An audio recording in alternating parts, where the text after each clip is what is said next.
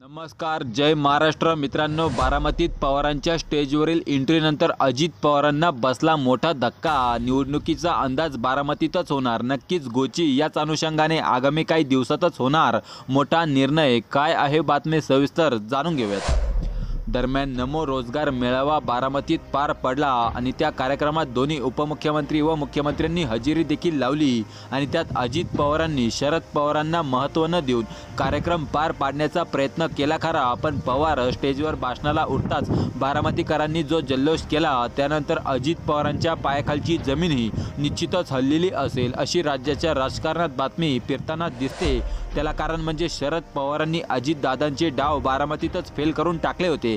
त्याचमुळे अजित पवारांनी आत्ताच मागे बारामतीत मेळावा घेऊन भावनिक भाषण केले. पवारांचा दबदबा बघून येणारी निवडणूक लोकसभेची बारामतीची जागाही शरद पवार सुपड्या सुरेंसाठीच खेचून आणतील. कालच्याच नमो रोजगार मेळाव्यातून हे स्पष्ट झालं. त्याचमुळे एकंदरीत जर गेलेले आमदार पाडायचे नसतील तर आपल्याला व आपल्या हक्काच्या मतदारसंघात पराभव झाला तर तो काय पचनी पडणार नाही. त्याचमुळे अजित पवार देखील आपल्या संपूर्ण गटाला येणाऱ्या काही दिवसातच लवकरच राजकारणातील मोठा निर्णय घेऊन माघारी परत आणतील.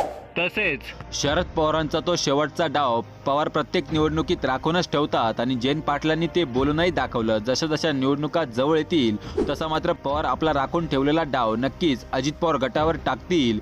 ज्यांनी ज्यांनी बंडखोरी केली त्यांना पाडल्याशिवाय पवार स्वस्थ बसणार नाही असं देखील शरद पवार गटाकडून बारामतीमध्ये तसंच महाराष्ट्रामध्ये वातावरण निर्माण करण्यात येत आहे. हे बाकी स्पष्ट झालं हे निश्चितच.